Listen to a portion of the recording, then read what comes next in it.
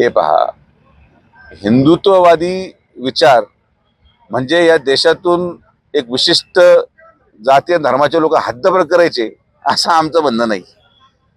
आम्ही कुठल्या धर्माच्या विरोधात नाही. डॉक्टर बाबासाहेब आंबेडकरांनी जे संविधान लिहिलं यामध्ये प्रत्येक नागरिकाला इथं स्वातंत्र्याने आणि आनंदाने राहायचा अधिकार आहे आणि त्या संविधानाचा आम्ही सन्मान करतो. आमचा विरोध त्या लोकांशी आहे, त्या धर्माच्या लोकांशी आहे जे या संविधानाच्या पलीकडे जाऊन देशामध्ये असलेली शांतता भंग करायचा प्रयत्न करतात.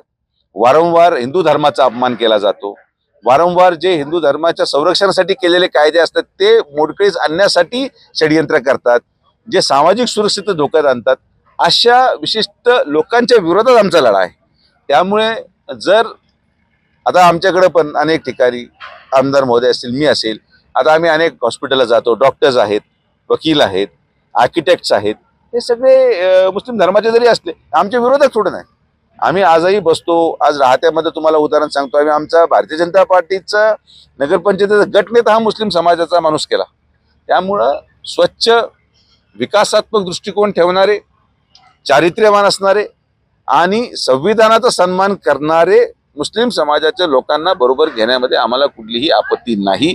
मात्र जे वारंवार आम्हाला उकसवण्याचा प्रयत्न करतात आणि हिंदू धर्म संपेल, हिंदू धर्म संकटात येईल या दृष्टिकोनातून प्रयत्न करणाऱ्यांच्या विरोधात आम्ही ठामपणे उभा आहोत आणि ती भूमिका आमची स्पष्ट आहे. नाही, आता निवडणूक आयोगाचा निर्णय हा तर सगळ्यांना मान्य करावा लागेल, पण मला असं वाटतं की भारतीय जनता पार्टी असेल आणि अहिल्यानगरमध्ये विशेषतः राष्ट्रवादी काँग्रेस आणि भारतीय जनता पार्टीची युती असेल, भगवा हा का फक्त शब्दपूर्ती मर्यादित विषय आमच्यासाठी नाही.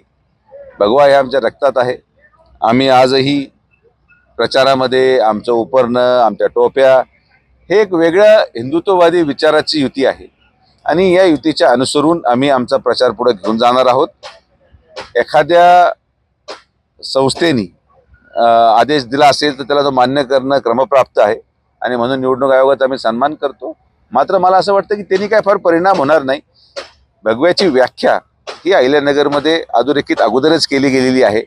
संग्राम भैयांच्या माध्यमातून असेल, आमच्या भारतीय जनता पार्टीच्या पदाधिकाऱ्यांच्या माध्यमातून असेल. त्यामुळं कुठला शब्द नसेल तरी सुद्धा लोकांना मनोमनी माहिती आहे की आज अहिल्यानगर शहर सुरक्षतेच्या दृष्टिकोनातून या युतीला मतदान टाकणं किती आवश्यक आहे हे जनता जाणून आहे आणि त्यामुळे निकालामध्ये आपल्याला या गोष्टी स्पष्ट दिसून येतील.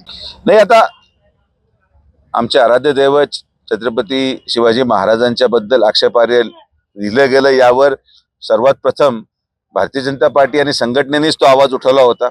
माननीय मुख्यमंत्री फडणवीस साहेबांनी आणि आज देशाचे प्रधानमंत्री माननीय नरेंद्र मोदी यांनी केंद्र सरकारच्या माध्यमातून याचा पाठपुरावा करण्यात आला आणि आज त्याचा परिणाम आपल्याला पाहायला मिळतो. शेवटी महाराजांविरोधात वक्तव्य किंबहुना कुठल्याही प्रकारचं लिखाण हे कदापि महाराष्ट्रामध्ये स्वीकारलं जाणार नाही. महाराज आमचा स्वाभिमान आहेत आणि आम्ही आमच्या स्वाभिमानाचं संरक्षण आमच्या परीने आमच्या एक शुद्ध नागरिक म्हणून करू शकतो. तुमची car, electric panel, data server आगीपासून सुरक्षित आहे का? नाही? मग आजच बसवा F protect temperature activated fire suppression device. यामध्ये आहे eco friendly non toxic pressurised liquid जे आग लागल्यास क्षणार्धात ऍक्टिव्हेट होऊन आगीवरती मिळवते नियंत्रण. बसवण्यास अतिशय सोपे आणि सुटसुटीत टेकालिपचे एक दर्जेदार उत्पादन एफ प्रोटेक्ट.